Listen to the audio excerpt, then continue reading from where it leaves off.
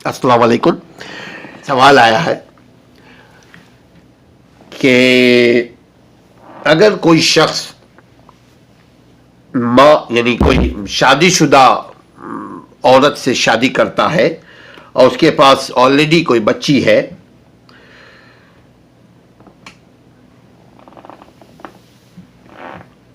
تو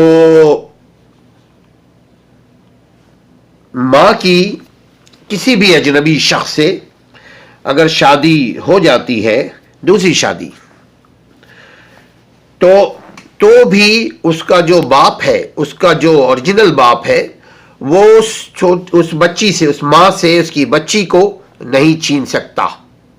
یہ اس عورت کا، اس ماں کا حق ہے کہ وہ اپنے پاس رکھے. ویسے 6 سال تک تو وہ کنٹینیوسلی رکھ سکتی ہے. اس کے بعد بھی یہ کیس اگر چلایا جائے، دیکھا جاتا ہے کہ اس کے بعد کون انٹائٹل ہے، لیکن کم سے کم 6 سال تک اس کے علاوہ بھی ماں رکھ سکتی، چونکہ ماں سے بڑھ کر نیچرل گارجین باپ نہیں ہے، کوئی اور نہیں ہے. تو یہ کنفیوژن ہے، غلط فہمی ہے ہمارے معاشرے میں کہ اگر کوئی بچی والی ماں کسی دوسری جگہ شادی کر لے تو اس کی بچی کو اس کے سسرال والے چھین لیں گے.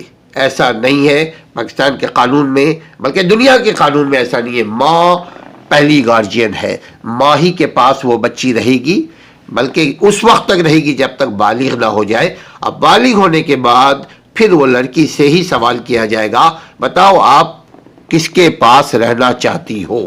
اللہ تعالیٰ ان آزمائشوں سے آپ کو بچائے، ہم سب کو بچائے. مگر عورت ماں کا حق ہے، اسلام نے بھی دیا ہے اور ریاست نے بھی ماں کو حق دیا ہے کہ وہ بچی کی کسٹڈی اپنے پاس رکھے. اپنا خیال رکھیے گا. یہ ایک اویئرنیس کا پروگرام ہے.